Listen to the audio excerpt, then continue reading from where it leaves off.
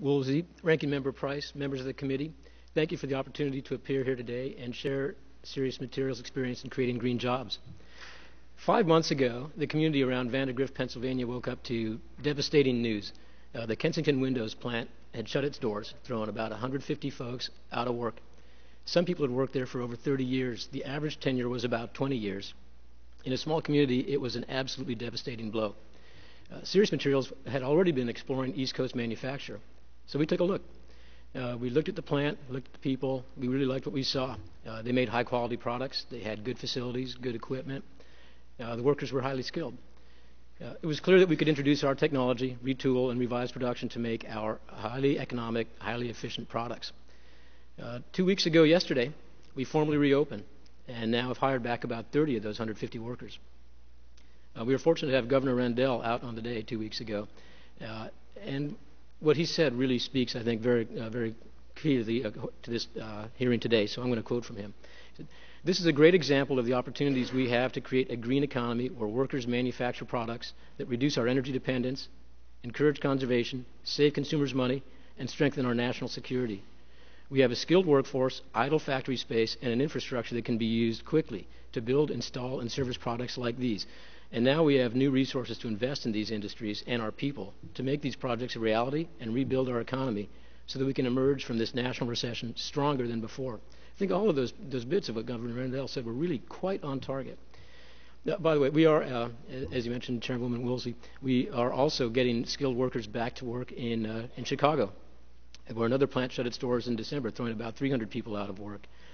We've now acquired the assets of that plant, again, through the bankruptcy process. We've completed a great agreement with the union. We've just last week hired back the first several workers, and we plan to reopen in the next several weeks. We'll keep you up to date on how all that progresses.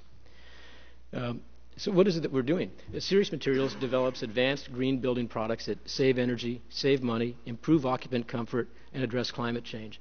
That creates jobs in the process. I think it's fair to say that every Serious Materials job is a green job for that reason.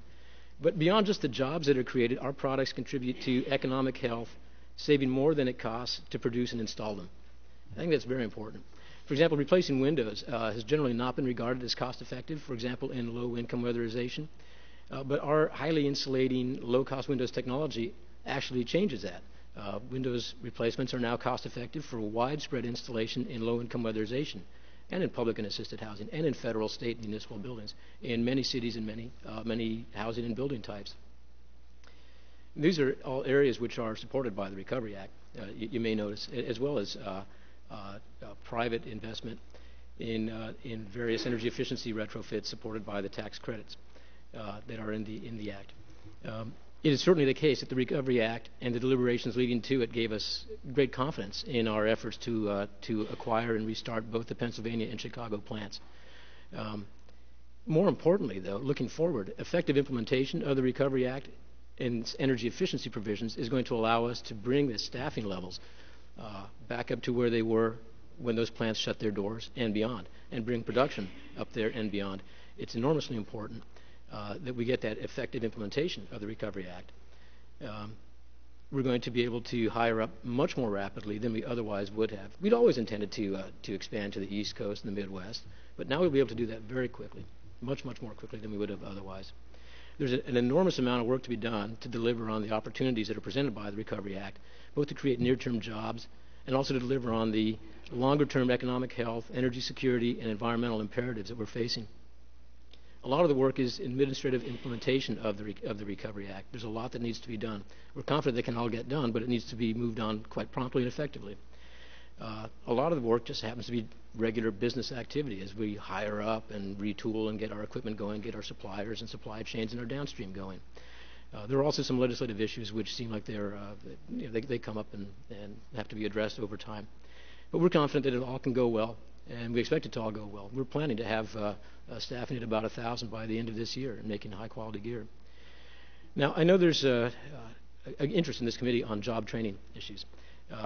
For us, as manufacturers of products, job training is not the key focus in our facilities. We are rehiring mainly folks who've been put out of work that are already highly skilled. So it's not the critical issue for us. That said, we know that downstream job training is vital in installation of our products, both our windows and our super efficient drywall, things of that nature. Certainly in low-income weatherization, we need a lot of skills. Ooh, stop. Okay.